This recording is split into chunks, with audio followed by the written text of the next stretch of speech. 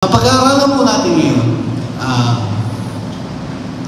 mga 2024 po, pinagpala po tayo, binigyan ng mga pangangailangan natin sa buhay. At hindi lang po sa pinansyal na pangangailangan, kundi po binigyan din po tayo ng spiritual na kalakasan sa buong taon para po makatagal po tayo sa ating paglakad dito sa ibabaw ng mundo ito. Ang pag-aaralan po natin yung paano po natin makukuha o yung mga paraan paano po tayo bibigyan, paano po tayo magpapalain, at kung paano po natin i-expend yung mga pagpapala niyo. Guro po, tayo po'y magsimula na po, no? Akin lang po babasahin ang text po, no? Ito po yung text po, no? Sa Jeremiah 29:11, alam na po natin ito, no? I have a plans for you, no? Not forsake you, but bibigyan ko kayo ng magandang buhay. So ito po, kung panghawakan po natin itong taon na to, never na never po tayo pagkukulangan ng Diyos. Sa Roma 8:32 po, ano po nakalagay ito? Kung ang anak na ibigay sa atin, ano pa ang mga bagay na nandito sa lupa na hindi ibibigay sa atin ng Diyos?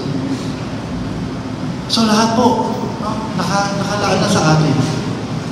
Sa atin po para hindi po tayo magkaroon ng kakulangan. No? Kompleto po tayo. Ngayon, pag-aaralan po natin ngayon kung paano po paraan, paano pagpalain, biyayahan, at kung paano po natin i-spend mga biyaya ngayon sa buong isang taon. Kasi po karamihan, no, sa atin, lagi po tayo nag-aabot ng pambayad ng kuryente. Lagi po tayo, pagkadarating na po yung mga bill ng kuryente, ako, ayun na, magkano? Ganun po natin yan lagi, no? At kadalasan po, nag-aalala na po tayo. Lagi po tayo nag-aalala. Hindi po ang ating isipan sa mga ganyang bagay, no? Sa mga bayarin, sa school, tuition fee ng ating mga anak, bako ng ating mga anak. Lagi po tayong stress. Na-stress po tayo lagi dyan. No?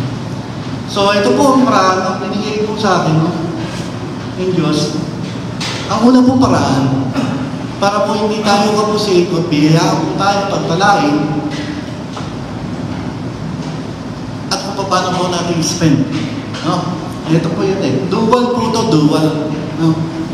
Ang una po, magbigay po tayo sa karya. Ibalik po natin, itong kauna-unahan po ito. Una po ito, ibalik po natin ng 10% ng ating kinikita sa ating Panginoon Diyos. Dito rin po natin i-spend ang una. Ito po, ang i-spend. Una po natin i-spend ating kinikita. Ibalik po natin. No? Ano po sabi sa Malakias 3:10? Babasahin po natin ang Malakias 3:10. Maganda po ito Malakias 3:10 na ito. Kung ito po ay babasahin natin, makikita po natin na talaga ibubukas niya. Ito, babasahin na po. Ito po ang sabi. Dahil ninyo ng buo ang inyong mga kasampung bahagi sa tahanan ng Diyos upang matugunan ang pangangailangan sa aking tahanan. Subukin ninyo ako sa bagay nito. Kung hindi ko buksan ang mga bintana ng langit at ibuhos sa inyo ang masaganang pagpapala. Yung masaganang pagpapala, Hindi po basta-basta na ibibigay po yan sa ordinaryong mga tao. Sa di po mananampalataya, wala po yan. Hindi po sila binibigyan ng pagpapala. Tayo lang po mga Kristiyano na sumusunod sa Kanya at naglilingkod ang binibigyan po ng pagpapala. Yung natatanggap po nila, biyaya po yun. Open po sa lahat ng biyaya. Kahit po kanino masama, mabuting tao ang biyaya, nandyan po yan. Kaya nga po ang SM, nakita nyo, padami ng padami, padami ng padami. Biyaya po yan. Inaabuso nga lang po ng tao. Dahil pinag-aaksiyan nila ng oras para mas dumami. Ang biyaya ko unlimited. Kaya parami sila. Unlimited po yan. Hindi po mauubos. Nakita niyo isda sa dagat, dumami tao, sobra pa rin ang isda sa dagat. Hindi po kinapos. Ang manok, baboy, napakarami. Hindi po kinapos. Bigas, ang dami. Dumami tao, ang dami pa rin. Biyaya po yan open po yan Kaya po hindi na po natin dapat yung pinagdanasaang maigi, yung biyaya. Ang dapat po natin pagnasaan, yung pagpapala. Yung pagpapala po kasi ng Diyos, binibigyan niya pong pusa yan. Binibigyan niya pong pusa yan na hindi ninyo nalalaman. Na binibigyan na lang po yan. Kung may hinihingi po kayo sa Diyos, pagpapala na hinihingi. Huwag po yung biyaya. Yung biyaya po, pwede po natin kunin yan. Magsipag lang po tayo Sa amin nga, magkalkal ka lang ng kanal May makukuha ng pera. Tapos sisingilin mo pa yung nasa harapan ng bahay na kinalkalan mo. May pera na. Biyaya na. Magsipag ka lang. Para sa lahat po yan Hindi po mawawala mo, hindi po mauubos yan. At hindi po tayo makukuto. Kaya po doon sa mga ibang sinasabi na kinakapos, nakakaroon ng ganitong buhay, nasa sa kanila na po ang problema, Wala na po doon sa biyaya. So, ito po, Ang sabi, dalhin ninyo na bumbu ang isang pong bahagi sa pangalan ng Diyos upang matugunan ang pangangailangan ng ating simbahan. Yung 10 bahagi po, ibinibigay lang po natin ito, binabalik po natin para po dito sa tahanan ng Diyos, para po may madami. Maaari po sasabihin natin na nakukuha yung pera natin ng simbahan. Okay, totoo naman po, dahil hindi balik po tayo. Pero ano po nakukuha ng Diyos kung tayo po'y magbabalik? Yung puso po natin nakukuha ng Diyos.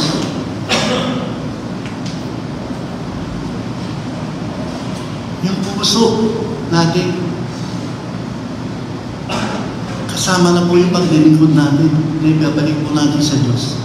At yung po ang gusto ng Diyos, yung makuha.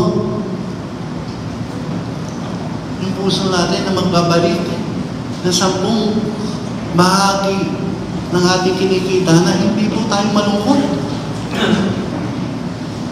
Na hindi po tayo nag-iisip na, naku, bibigay ko siya. Meron pa akong bayarin. Yung may kasiyahan, yung pagbabalik po natin sa Diyos.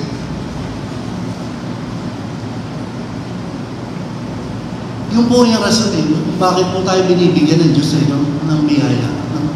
Ang unang rason po talaga para maibalik po natin yung 10% ng ating rason. Yun po, sa Malakias, later po, yun po ang una, kung paano po natin i-spend yung mga pagpapala po natin nakukuha o binibigay ng Diyos sa atin. Tsaka po yung mga biyaya na nangyagaling po sa atin. Yung po ang una natin pagtuunan ng pansin.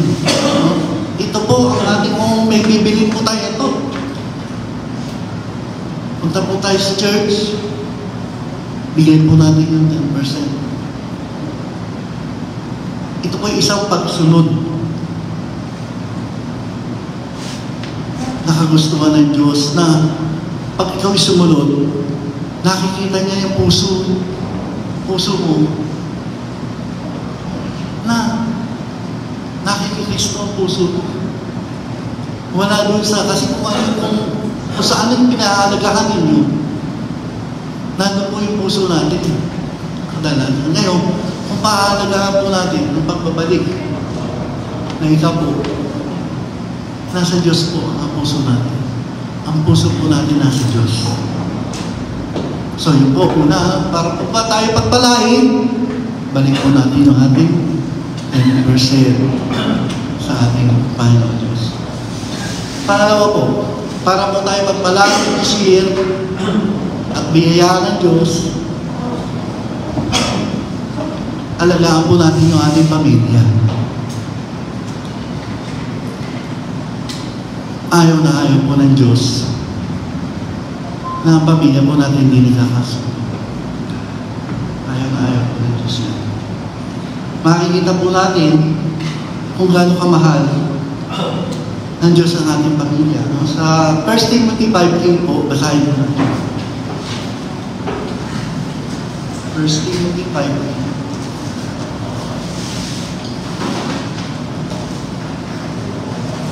Siguro kung sino makakakita,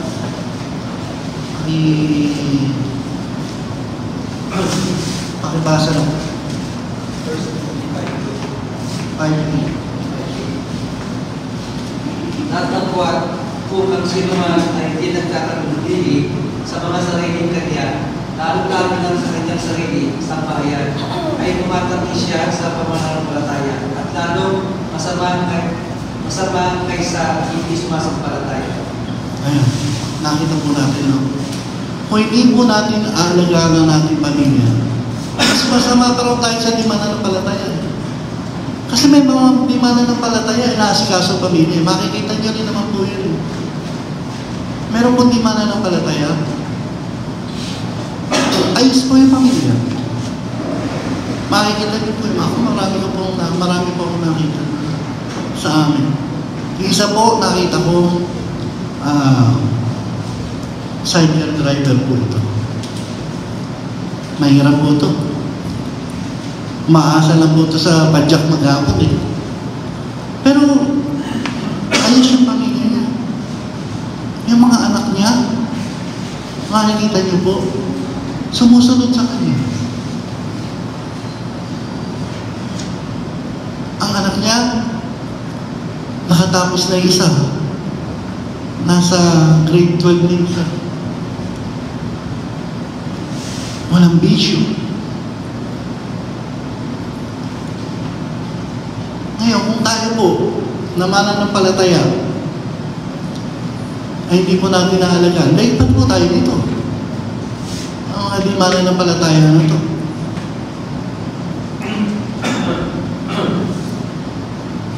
Hindi po tayo pagpapalain ng Diyos kung ating pamilya.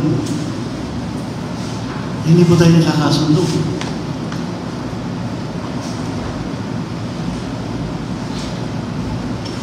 Dapat po, kasi yan po ang gusto, yan po inuuna ng Diyos eh. Pagka po tayo na born again, yan po inuuna ng Diyos, inaayos po yung pamilya. Kasi gusto niya, ayos yan eh. Gusto niya maligtas lahat yung nasa loob ng kawan mo. Naayos niya yan. Ayaw niya nang magulo yan.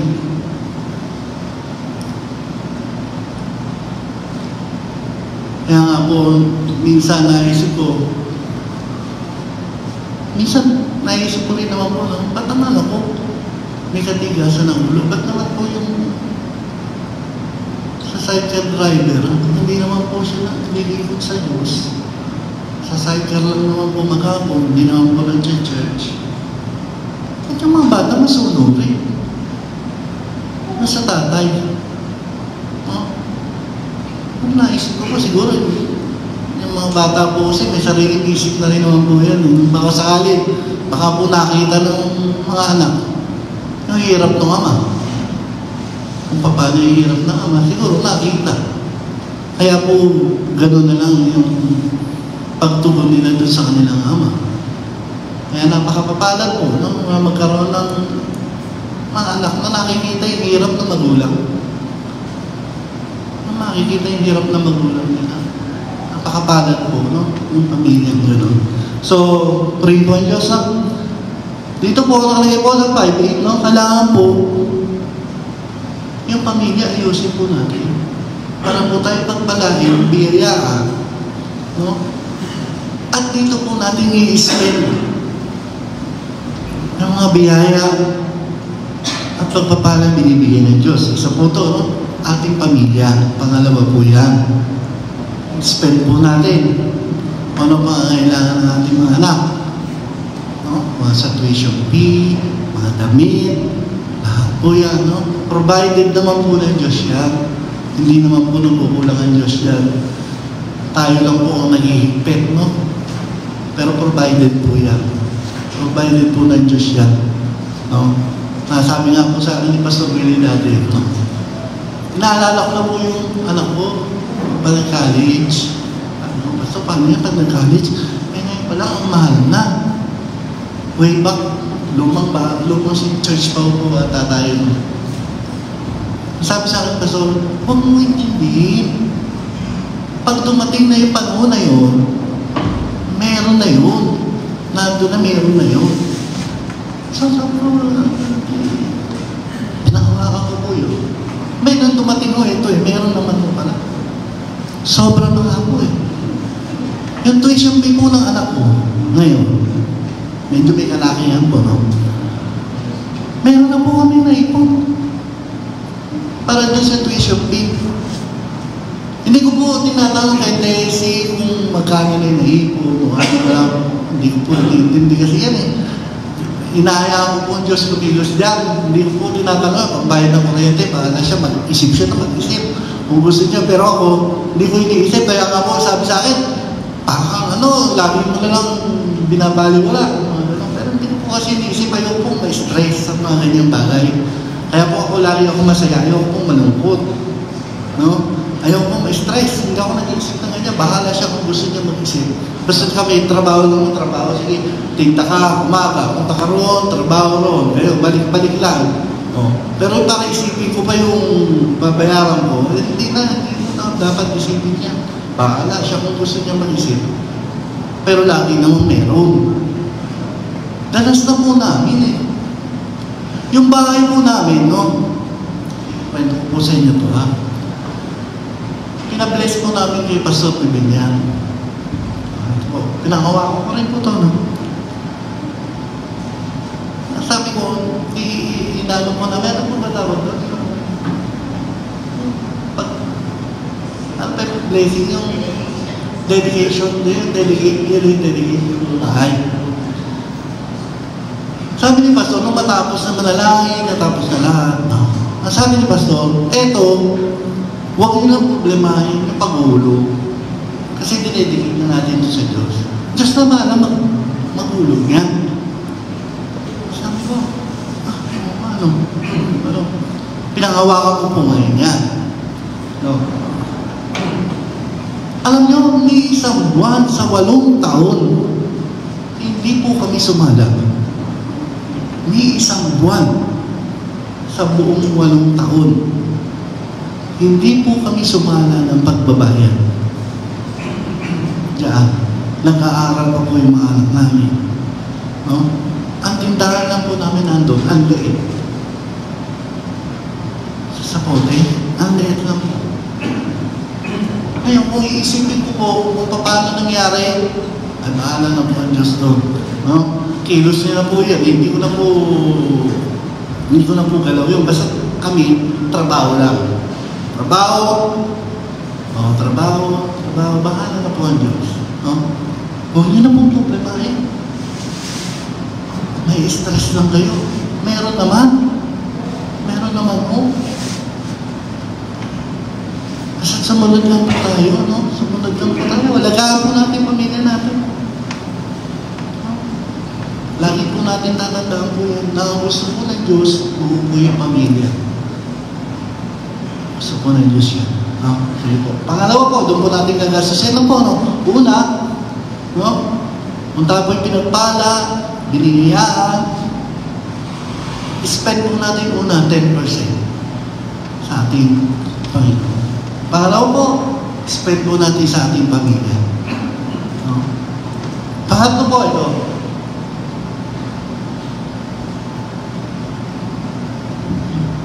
Kaya po tayo pinagpapala at binibiyayaan. Ito po yung pangatlo. Upang maisakatuparan ang pagtawag sa atin. Ito po, no, nakakalungkot lang po ito. No? Pero itong may mga kapatiran po tayo hindi nakita ito. No? Question po doon sa mga sweldo ng ating mga pastor. No? Mga tinanong bakit ganun kataas? Bakit ganun kalaki? No? Nagtanong po sila kung bakit ganun kalaki yung sweldo. No? Hindi po nila nakita to. Yung interesting po ito, no? Bakit po, no? Kasi may makikita po tayo mga Kristiyano, binebless. Parehas naman po tayo Kristiyano, no? Pero ba't sila mas maraming pera?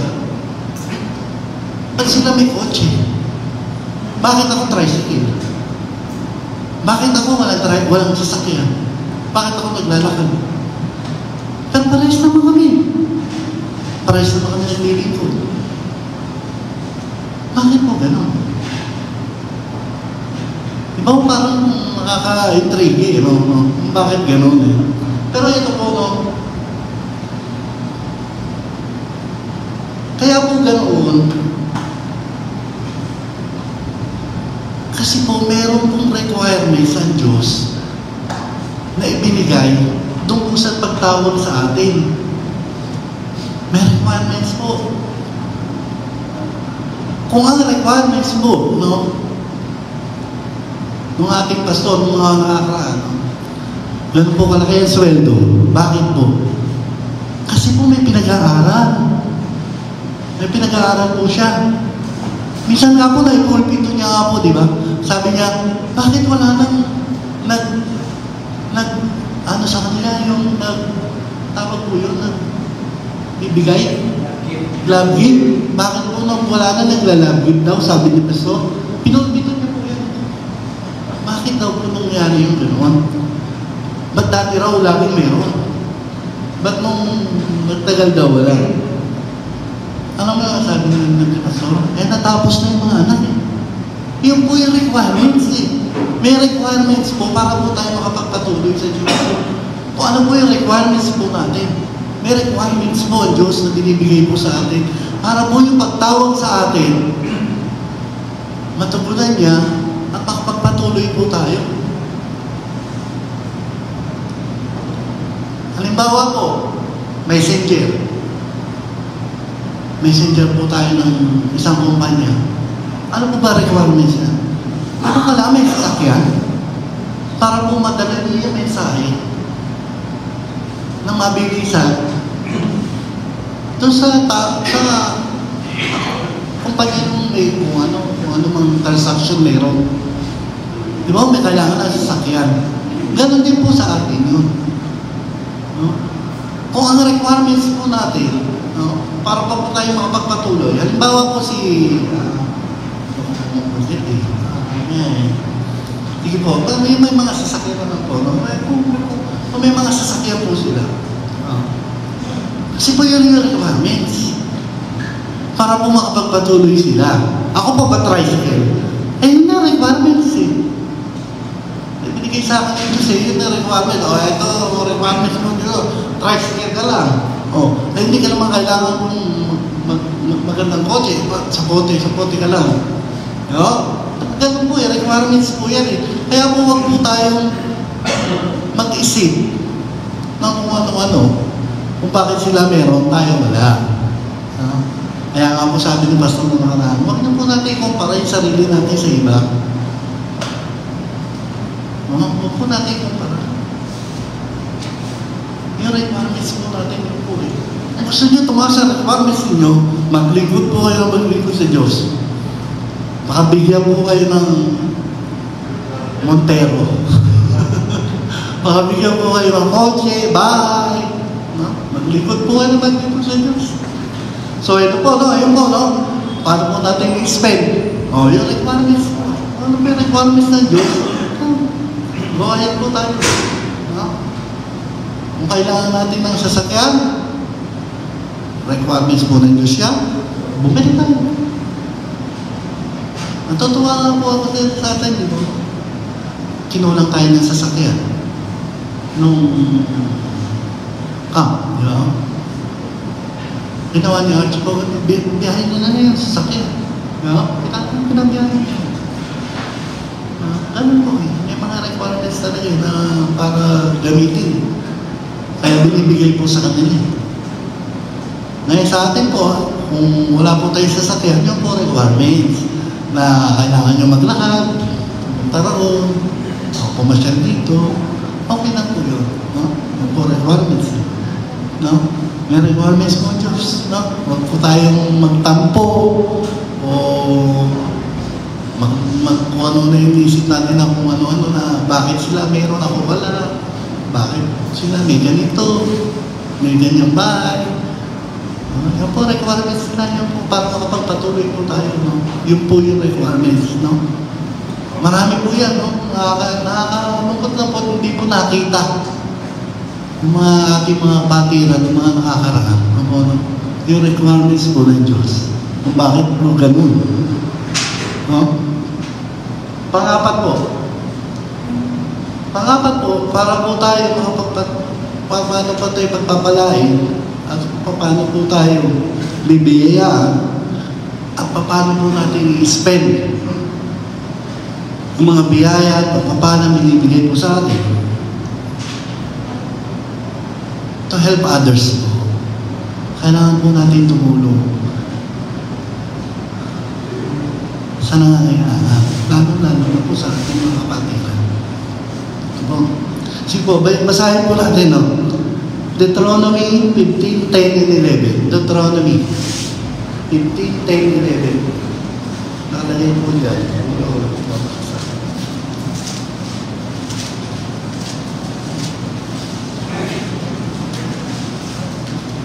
May naka-una na po.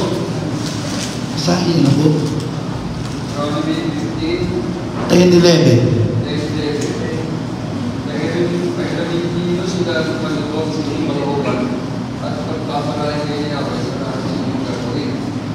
Kaya ba hindi kayo mawawala ng kababayang nangangailangan kaya sinabi ko sa inyo bukas ninyo ang inyong mga palad sa kanila. Ayun, nakita niyo po ano? Pahiramin ninyo sila ng malubog sa inyong kalooban. At pagpalain kayo, at pagpapalain kayo ni Yahweh sa lahat ng inyong gawain. Kailanman hindi po mawawalan ng mga kapatiran na nangangailangan po na sa ating simbahan. No? Hindi po mawawala. Ayun po, nakalagay po, no? Hindi po mawawala yung pangangailangan po, no? Meron po tayong kapatiran na mananatili po habang ang church po, bukas po sa lahat, hindi po mauubos ang mga kapatiran po natin na hihikahos. No? Lagi po meron yan. Hindi po mawawala. So ano po ang sabi dito?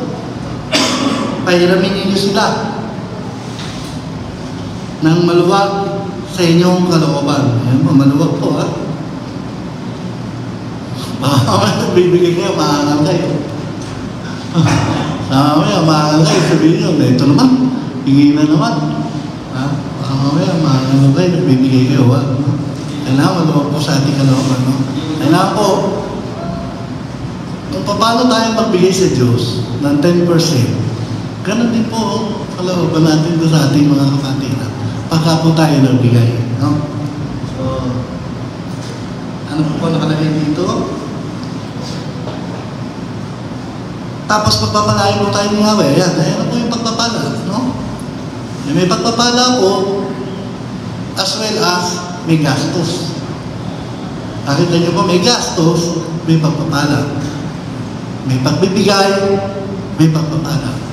No? Nakita niyo po yung dito, pag nagbigay po tayo, may pagpapala. No? Hindi po biyaya nakalagay dyan, pagpapala po yan. No? Ibig sabihin po yan, Diyos po ang naghihirap niyan. Yung bibili sa atin yan. No? Diyos po ang naghihirap niyan. So, ito po tayo sa verse 11. Kailanman hindi mawawalan ng mga kapatirang mahihinahan. Kailanman daw po may kapatiran po tayo, hindi po mawawalan. Nakakaroon po talaga tayo ng mga kapatiran ng mahihinahan.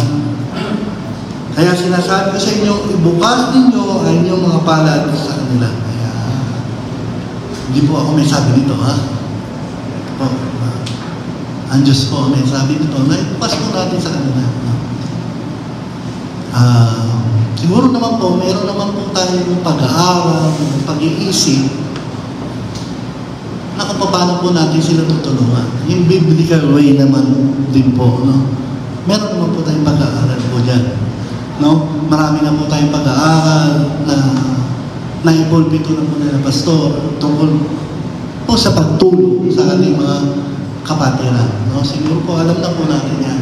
Kaya lang po, maging masaya lang po tayo sa pagtulong. No? Huwag po yung nasimangot, iisipin pa natin mali ng tao pag tumulong tayo. No?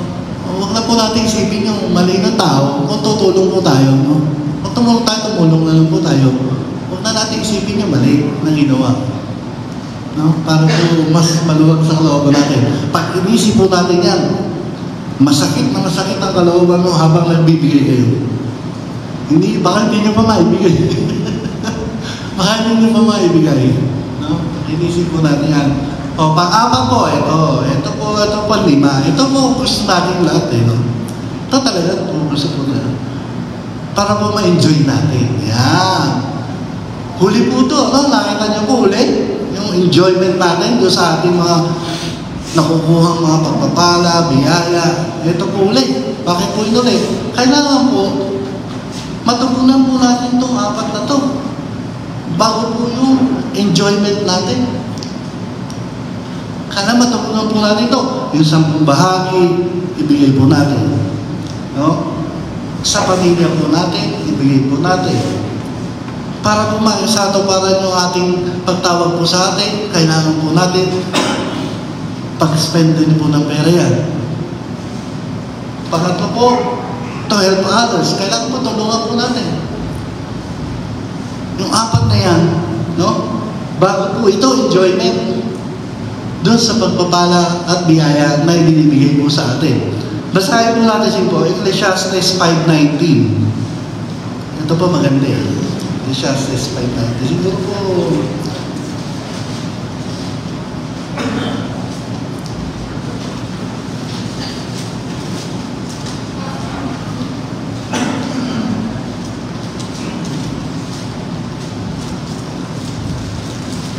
basahin po natin ng 5:19. Una po babasa. 5:19. Ano po ba yun?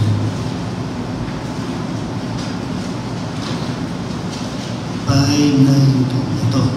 Ganon din ang dapat gawin sa lahat ng niloob ng Diyos na yumaman, tanggapin ang kanilang bahagi at pakinabangan ang bunga na kanyang pinagpaguran sapagkat ito ang kaloob ng Diyos. Ayan po, no? Ang sabi, ganoon din ang dapat gawin ng lahat ng niloob ng Diyos na yumaman. Yan, niloob po ng Diyos na yumaman. Sino po ba mayaman sa atin dito? Tanggapin ang kanilang bahagi at pakinabangan ng bunga. Enjoyment po ito. No? Para po ma-enjoy natin ang ating mga at kanyang mas pinagpaguran sapagkat ito ang kaloob ng Diyos. Kaloob po ng Diyos yan. Kaya po kailangan enjoy po natin. No?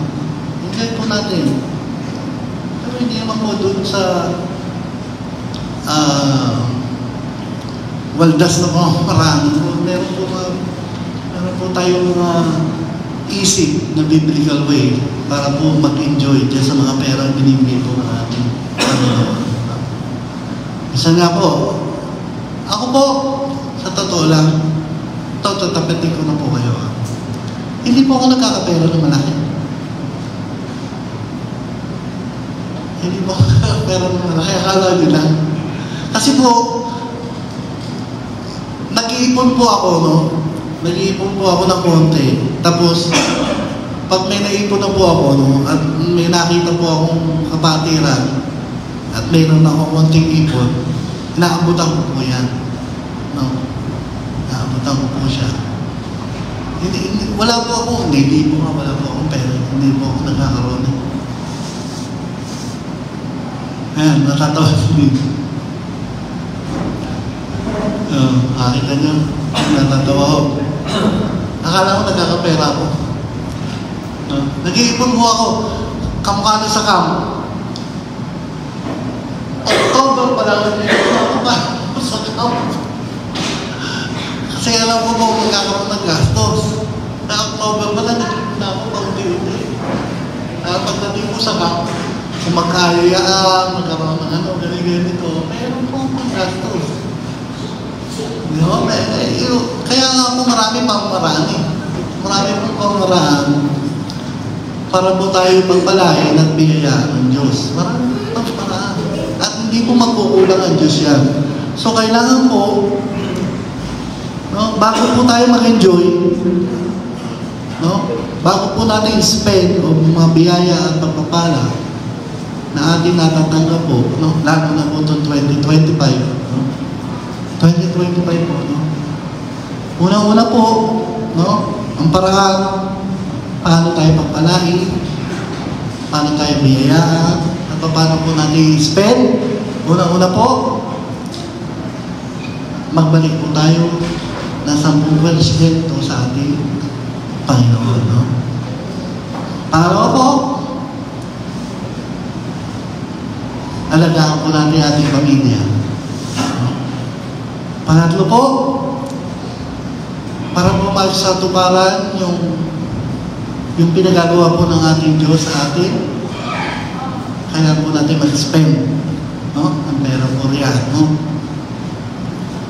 Pangatlo, pangapat po, tulungan po natin mga nangangailangan. Panlima, ito na po yung masarap, no? Mag-enjoy po tayo doon sa biyaya at pagpapala ng Diyos na ibinigay po sa atin. Ano po? Salamat po. Ano po?